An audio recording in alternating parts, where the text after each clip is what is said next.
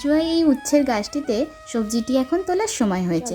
বাবু সকালে ঘুম থেকে ওঠার পরেই বললাম, বাবু এই সবজিগুলো একটু তুলে দিবি এসো তো। বললো, মা আমি তুলব। আর গিয়ে দেখুন কি সুন্দর সবজিগুলো তুলছে।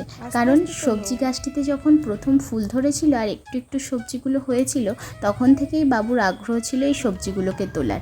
আর এই দেখুন বেশ কয়েকটা উচ্ছে হয়েছে, আর বাবুকে দিয়েই সেই জন্য সেই সবজিগুলো তুলাচ্ছিলাম। ও গাছ থেকে যখন সবজিগুলো পাচ্ছিল বেশ আনন্দ পাচ্ছিল, কারণ আমিও গাছ থেকে ফুল ফল সবজি তুলতে বেশ ভালোবাসি। এই ছোট্ট বাচ্চাটি তেতো সবজি সেইভাবে খায় না ঠিকই, তবে আজকে ভেবেছি একটু আলু দিয়ে ভাজবো, যদি একটু খাই। এই যে 3টে সবজি তুলেছি, এগুলো কিন্তু একেবারে সতেজ আর তাজা। নমস্কার, আমি কোয়েলি, আর আমার নতুন ভিডিওতে সবাইকে স্বাগত জানাই। আজকে রান্নাবান্নাটা সেইভাবে ক্যাপচার করে উঠতে পারিনি, তবে আজকে বৃহস্পতিবারে নিরামিষ রান্না কি করেছি সেটাই আপনাদের সঙ্গে শেয়ার করি। এই যে ভাত, এটা করেছি বাঁধাকপির তরকারি, এটা ওই যে গাছের উচ্ছে আলু ভাজা,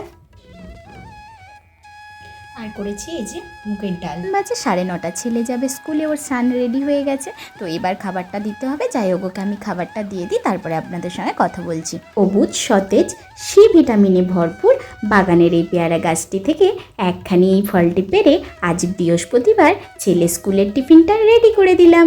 আর তার সঙ্গে একটি আপেলও কেটে টিফিনটা রেডি করে দিলাম। তো আজকে ভাবলাম একটু ফল খাক, আর তার সঙ্গে দিয়ে দেব চিড়ে ভাজা। এবার রেডি হতে হবে তো, রেডিটা হতে হবে তো। এই যে অল্প কিছু চিড়ে ভাজা আর এই যে ফলের টিফিনটা, এই দুটো টিফিন রেডি করে ব্যাগের মধ্যে দিয়ে দিলাম। টেনশনের কাজ আমার, যেটা আপাতত শেষ করলাম। তারা টিফিনে আগ্রহ সহকারে বক্সটি খোলার পরে যখন তাদের পছন্দের খাবারটি পায়, তখন বাড়ি ফেরার পরে তার খালি টিফিন বক্সটি দেখে আমার মতো টেনশনরত মায়েরা বেশ খুশি হন যে আর এক যুদ্ধ শুরু। এটা যুদ্ধ বললেও কম বলা হবে। তবে দিনের দিন বাচ্চাটা আমার বেশ শান্ত হয়ে যাচ্ছে। আমার দুষ্টুমি তো ওর সঙ্গে লেগেই থাকে। করানোর সময় ওর সাথে একটু দুষ্টুমি করলাম বলে ও বলল, নাও আমি এইভাবে সাইকেলের ওপর বসে থাকি, তুমি এবার আমাকে মোজাটা পরাও। যত দিন যাচ্ছে ছেলেটা আমার এই সাইকেলটাকেই একটু বেশিই সময় দিচ্ছে। যাই হোক, ওর মজাটা পরিয়ে দিই। আর এবার ও দেখুন কেমন সাইকেল চড়ছে দৌড়টার মধ্যে, আর বলছে যে নাও আমি একটু সাইকেল চড়ি, যতটা সময় আছে তার মধ্যেই এবার বুটটা পরিয়ে রেডি করে দিচ্ছি। স্কুলে যাই সকালে ঘুম থেকে ওঠার পরে, এই এতটুকু সময়ই আমায় পাই। ওর বাবার ডিউটি থাকে, সেদিনটা অন্য ব্যাপার, না হলে ওর বাবার কাছেই ও সব কিছুটা করতে বেশি পছন্দ করে। আমরা রেডি হয়ে গেছি, তারপরে ও যথাস্থানে সাইকেলটিকে রেখে তারপরে আমার সঙ্গে যাচ্ছে। দাঁড়ান একটু আদর করে নিই। এই যে আমাদের আদর হয়ে গেল, চলুন এবার যাওয়া যাক। রাস্তায় গিয়ে আবার এই যে গরুটার সঙ্গে দেখা, ওকে টাটা বাই বাই বলে ওর সঙ্গে একটু গল্প করে তারপরে স্কুলের গাড়িতে তুলে দিয়ে আমি বাড়ি ফিরছি। মায়ের কাজগুলো সময়েই করতে হয়। এই যে প্রজাপতিটা তার কর্ম করতে ব্যস্ত, এখনও অনেক কাজ বাকি আছে, চলুন গিয়ে সমস্ত কিছু সারতে হবে। আর যেতে যেতে এই যে একটা পেয়ারা পেরে নিলাম। ঝমঝম করে বৃষ্টি এসে গেছে, কি পরিমাণ মেঘ করে এসছে, আর বাইরে তো বৃষ্টিও পড়ছে। এই বর্ষাকালের বেশিরভাগ দিনটা আমাদের সাথে এরকমটাই হয়ে থাকে।